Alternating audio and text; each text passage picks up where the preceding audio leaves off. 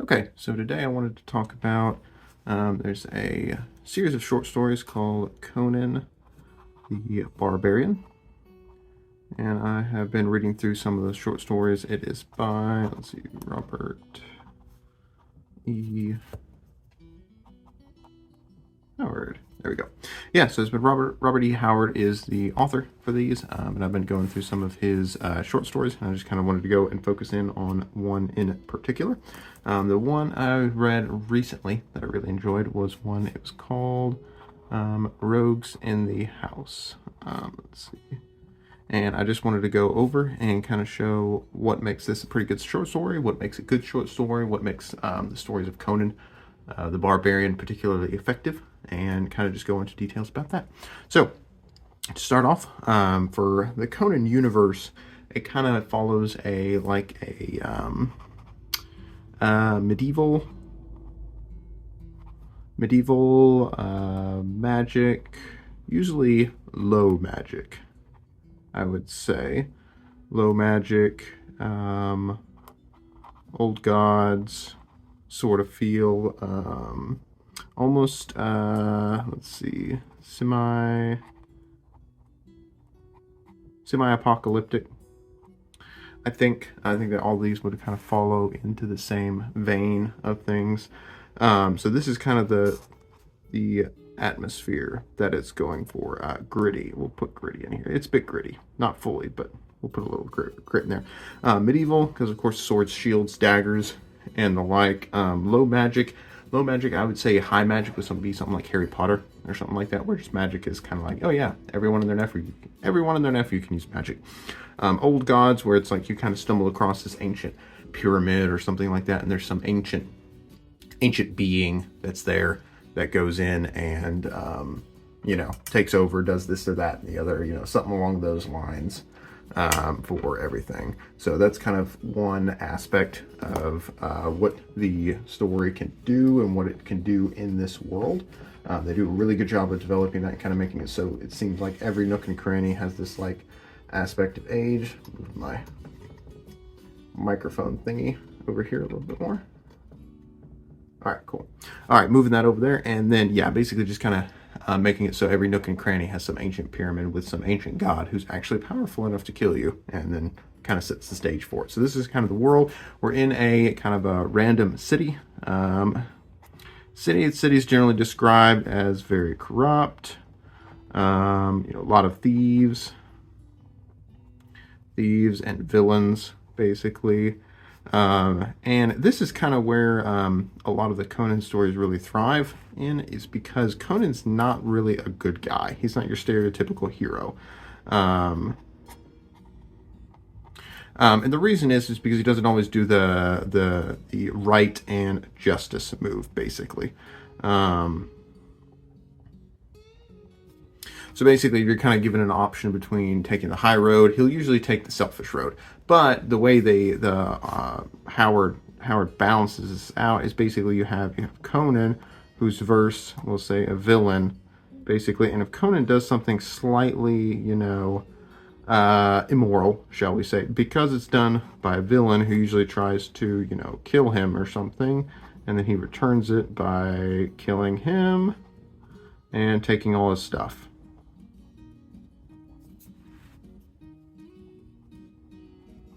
Taking all of his stuff, then there, it's like, okay, so he technically did steal, but the guy tried to kill him, so we'll buy it. And this is kind of the main moral axis that the story works on, because the idea is that you kind of need to make sure that Conan doesn't become the full bad guy, but his character is true to character. He's just not going to be the type of person that's going to go, all peace and justice on it. So this is kind of to give you an idea of the stage. Basically, this thing very dirty. We'll say it's a very dirty city, very full of muck, and let's see, muck and grime, shall we say. So, and basically I just kind of want to go through and summarize the story and kind of work through and just kind of show what this does really well. So, one aspect, kind of overall aspect of the story does, it's, I was reading on e-version, basically it's about 30 pages. So this is definitely a short story. And what this means is that there's no muss, no fluff, basically. You have the story, you have action, and the throughout the story, there's no real dull moments. It kind of goes from action point to action point to action point, and it doesn't delay or falter or anything like that. It kind of just, it moves straight through them all. So this is kind of what the short story allows us. We don't have to worry about too much about backstory. We don't have to worry too much about every little detail and going in great depth, because it kind of, these are, you know, he's one of the great pulp writers of the 30s. So it's this is kind of like a radio or to early television in this sense, where they're kind of exploring the medium, exploring everything, but you want to cut out the boring bits. There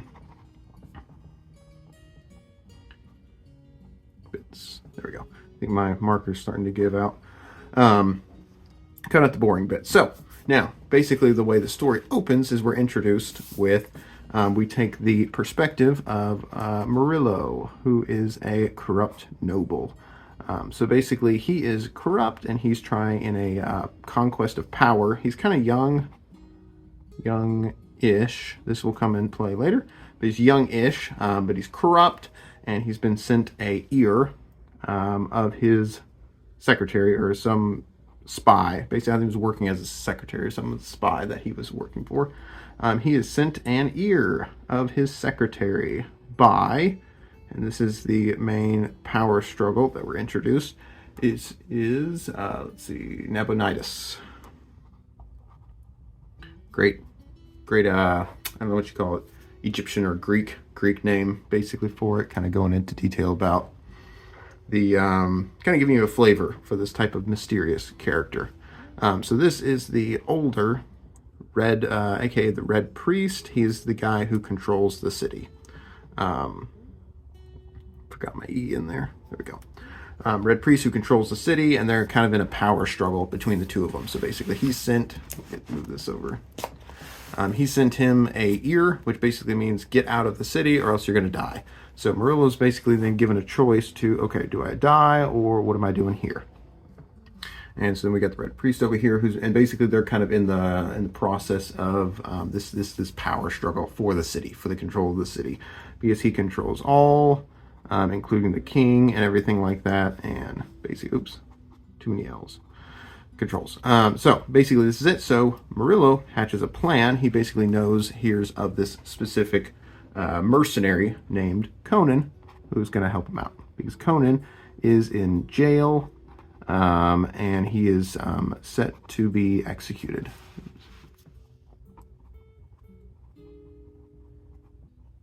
And so Murillo's like, all right, I can help him out here. So this is kind of the stage. So the interesting thing that it starts off with is, for some reason, we'll figure this out and go into detail, is that the story is told from the point of view initially of Murillo, basically. So what we're given here is, instead of starting off with Conan, the main character, we're starting off with Murillo over here.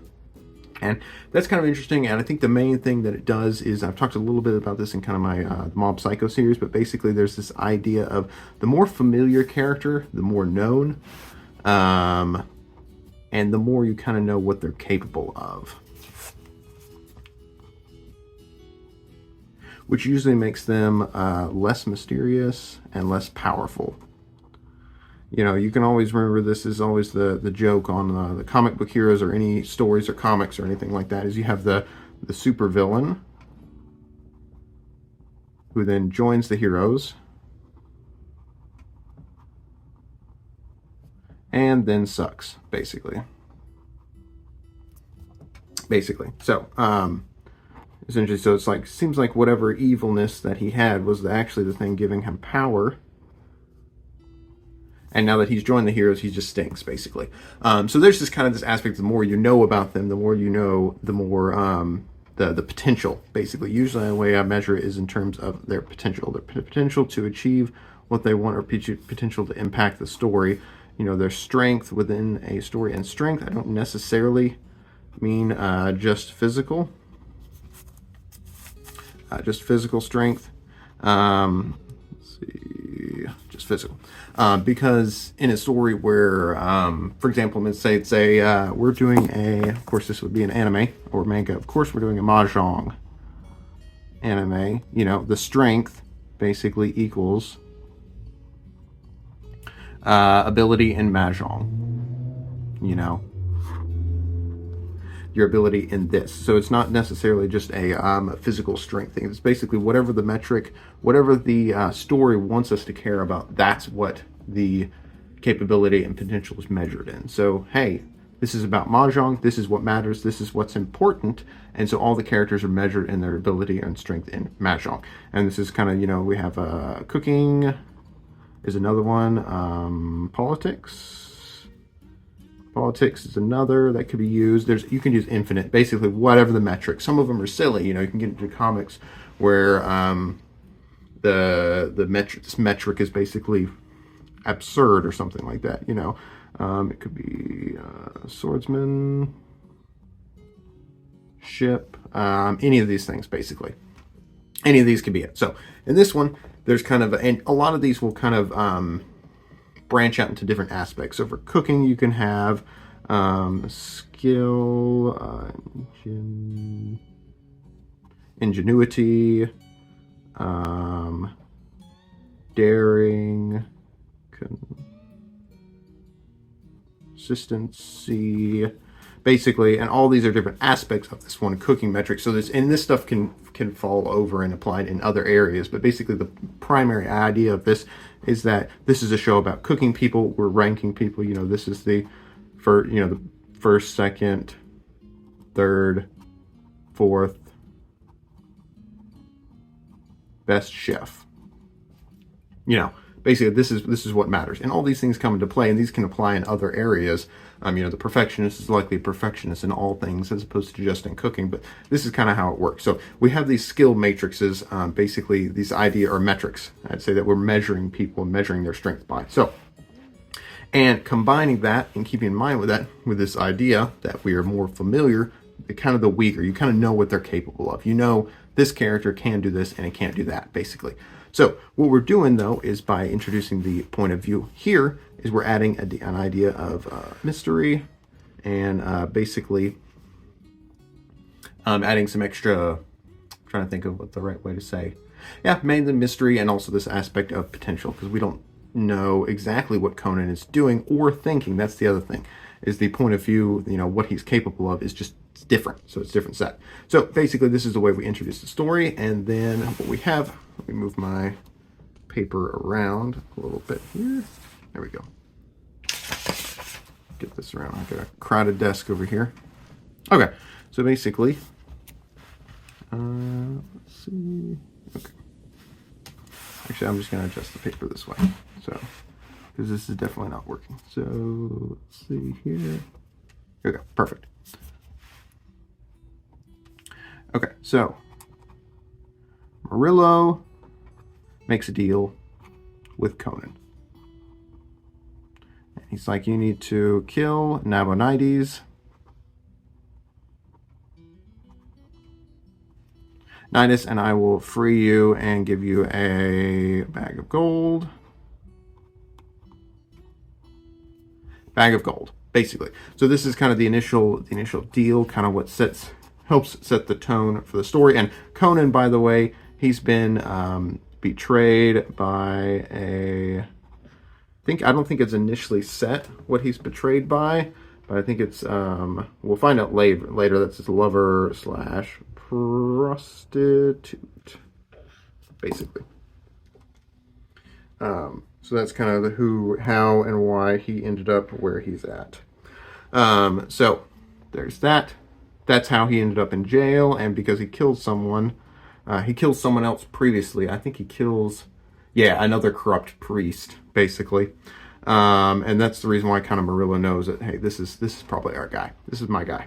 So basically this is what it is. And what this is the main aspect of the story, is that essentially from here we kind of see, okay, I think I know what the rest of the story is going to be like. You know, Conan's going to go over here. He's going to sneak in. There's going to be probably traps, monsters, you know, magic, probably some aspect of all of this. And then he's going to kill the guy. Probably. Something like that. So this is what our presumed guess. But what the story does really well is basically every time it sets up okay, I think I know what the story's about. I kind of know what's going to happen next. Basically, the story flips it on its head. It does a twist, basically. This is going to be our symbol. I need a better symbol for twist, basically. Because that feels like, I think that's the breast cancer awareness symbol. So we're going to have to come up with something. I don't know. Maybe this will be... That looks just like an ampersand.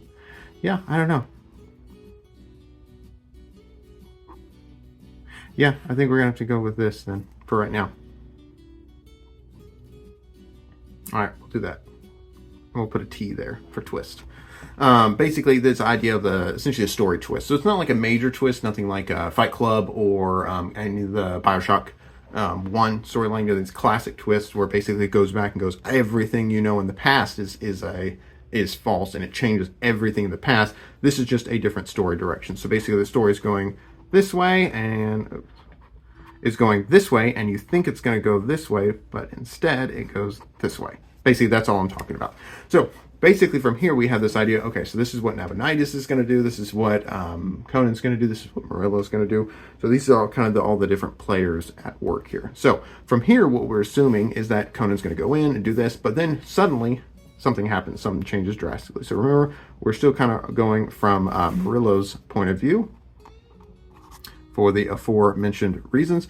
Basically, and Murillo realizes that the jailer, what was it? Yeah, the jailer has been arrested.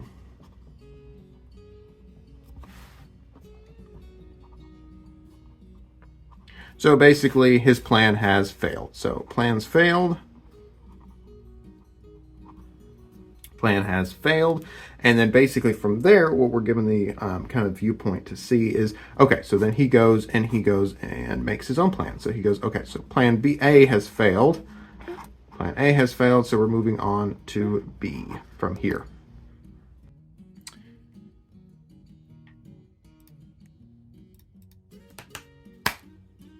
Okay, so where I paused a bit to put my son down. He's about half a year old, so he was getting a little bit unhappy with the given situation. So just kind of finishing up. Let me go ahead and find here. There we go. Yep. So Murillo, the noble again. This is the guy who's hired Conan to kill the guy for him. So he realizes the jailer's been executed. So he planned. So plan A, of course, no more working. We're on to plan B. Basically, plan B involves him invading the house.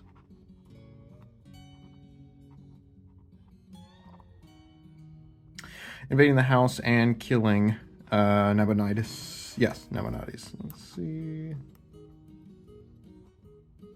Nabonidus. So, kill Nabonidus. So, plan B. And that's the one thing that this story does really well, is basically that it goes through and essentially, every time you kind of get an idea or kind of get an expectation, you're like, oh, okay, this is kind of what the story is going to be about. We have the twist. Twist again. Again, I need to find a better symbol for that, but for right now, we're going with that. Maybe like that. That looks different, so we'll go with that. There's a twist. So basically now we have this idea that, okay, so Murillo is going to kill Nabonidus, and Conan is off doing, Conan things. We don't really know where he is or what he's going to do, basically. So here's him going off into the wild blue yonder. But then Murillo invades the house and then comes in and finds the servants dead. And basically there is this monster that is in the house, basically a horrific monster. And so he's like, oh crap. And then he gets, finds himself, I think he gets thrown down into the sewers below finds himself into the sewers below the house. So basically we've got the house right here. This is what the houses look like in this place. We have the monster with eyeballs, angry eyes. Yep. And probably teeth. Yeah, we'll give him some teeth. Monster is here, and then basically underneath, of course, is the sewers, basically. And this is the sewers. Here's some muck. Basically, and we got Murillo down here. And it turns out, and it's actually at this point, we switch back to Conan. So Conan goes through, and basically then we get to see the other side. So basically this is kind of where the twist comes through. So basically we're expecting Marilla to go through and follow the story, but suddenly, you know, he runs into Nabonidus, so we kind of... Oh yeah, he runs into Nabonidus in the sewer. I actually don't think that's revealed until later. But basically he runs into Nabonidus. So essentially we've got another twist going, basically. So what happens is somehow Nabonidus has found himself under the sewer and the monster up here. And then Conan shows up, and they all three team up. So we have a trio of fellows here. And this is the other part where it kind of adds to this twist, is basically the guy we thought was the villain, which is Nabo. We'll call him Nabo for short. Nabo then teams up with Conan and Murillo.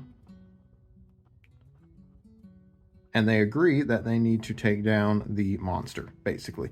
And the monster in this case ends up being, the backstory goes through, it's this is this fellow or monster called Thak, and he's kind of like a gorilla human hybrid sort of deal. It's kind of explained that he's from some far off land, and he was working for Nabonidus for a good while, kind of as his monster henchman, but eventually decided he wanted to become the master. He's kind of like part beast, part man, basically. Part beast, part man. And basically then, so they're all three down here, so then they go through, and this is the part then where, which is, it's a simple technique and simple move, but it does really well. So basically then what we have here, out of space, let me go to a clean sheet. Basically, what we've got here is we have our trio over here, and they are watching, basically using these mirrors, these series of mirrors, to watch what's going on inside of the house, basically. So basically they're watching the house over here. The monster Thak is inside. Again, I can't draw a gorilla, so we're just going to stick with this. It's like Pokemon, ghastly looking fellow. But basically then there's a bunch of other characters who invade the house, trying to also kill Nabonidus. So basically there's Conan, Murillo, and Nabonidus. We're down here in the sewers, just chilling. And basically they're watching and looking up around here to see what's going on. And basically there's a bunch of other fellows who we find are nationalists of some variety that are coming to try and kill Nabonidus. And essentially they get to watch Thak kill them. And basically he goes through and drops them into this pit, and then they die. They're killed by poisonous gas. Odorless, can't see poisonous gas, and they're trapped in this like glass box, basically. Do the light sheen thing that they do in anime or cartoons or something. So basically this is what happens. So what does this scene actually do? Because essentially what it does is basically we have Nabonidus, who is the villain. So essentially most of the story has been pulled building up him as the villain. So if you suddenly get rid of him and have new villain, aka Thak, who's the new villain, we now have to reestablish the villain, basically. And what I mean by establish is convince the audience that he's a big deal, that he matters, basically. Because essentially, if you have a story where it's the big bad evil bad guy, and then he suddenly dies of cancer or something, and then some rando guy becomes the bad guy, but he also happens to suck, or he's bad at being a bad guy, then when there's no conquest, basically. There needs to be. So basically it's kind of like you're the mountain, your characters are the mountain climbers right here, and we are building up a mountain for them to go up to. So what we want is, the steeper the mountain, the better the journey, basically. And so what we have is, we have Nabonidus is like right here or something, but basically then we're already right here on the journey. So at this point we have to build up another monster, and this is what we're doing with Thak, basically. So one, we're building this up, but also in a sense this also kind of builds up Nabonidus as a villain, because all these traps are actually his traps. These are just his traps that Thak is using. So we're building up Thak as a villain, and of course Thak kills these guys. And then I've got a bit of paper over here.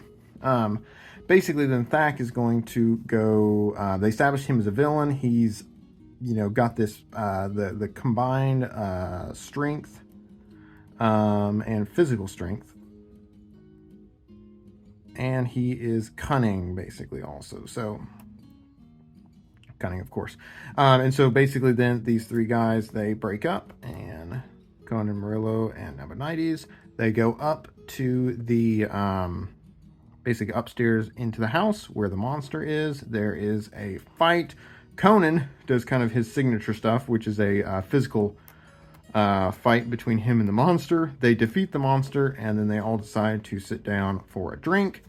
Then it turns out that Nabonidus tries to betray them again, unto surprisingly, and this is kind of another shock. This one's you can kind of see it coming forward. It's not that big of a surprise because turns out he's an evil guy, and he hasn't had a change of heart, and he's still evil, and that's kind of his thing.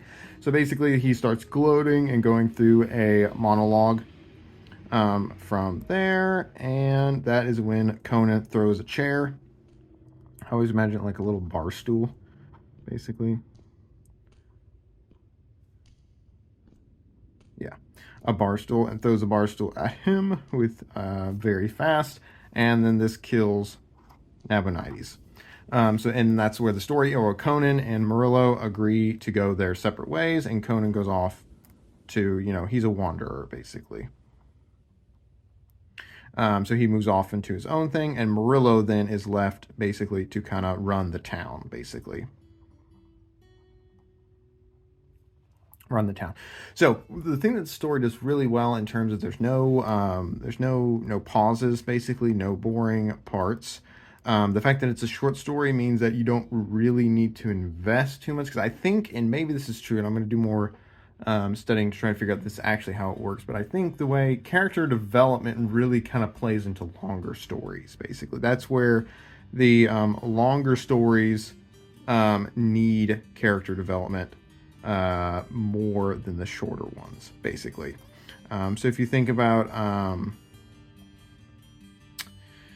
try to think any of the classic very, very, very, very long series, kind of the satisfying part is to see the character arc go from one point all the way into another. This is where Ferris Bueller's Day Off, basically Cameron acts as the change in character. Ferris is basically completely static. He does not change throughout the entire story. Cameron is the one who provides the character change. Again, not that long of a story, but you take any sort of substantial length, more than a short 15-minute one or something like that, or a smaller story, essentially. You kind of need something else going on in order to keep the story going. There can't just be action and action and action and action. There has to be some sort of development. This is kind of what we went over with Mob Psycho, that they did really well, is they continually had to have this growth and kind of moving forward, because you can only watch so many times watch him defeat somebody without too much of a problem, basically. That's where it kind of has to go. So, and that's what the story, it really does. It basically is very efficient with all of its space. There's a lot of twists that go through here. Basically, where it's one, you're kind of expecting Conan and Murillo to team up, and then Conan does his own thing. So we have this twist basically here, and okay, we're going in this direction now. And then basically then it turns out Nabonidus has been betrayed. So, okay, well, this takes this now. So they all team up together, and they go to kill the guy, and then they go and kill Thak. But then it turns out that Nabonidus has betrayed them, so then they go this way again. And basically what it does is it takes a story it's not very complicated. It's pretty straightforward. Like, Conan goes in and kills a guy in a house, like, end of story. But what it does is it means that the audience, you constantly have this idea of what's going to happen, and then it shifts direction. And that's what helps keep it interesting, keeps it fun, keeps the audience on their toes, and just makes it interesting, basically.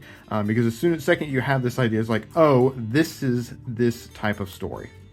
That's when you really kind of run into problems. Unless, again, and a lot of this is, you can do it, you just have to set it up this way.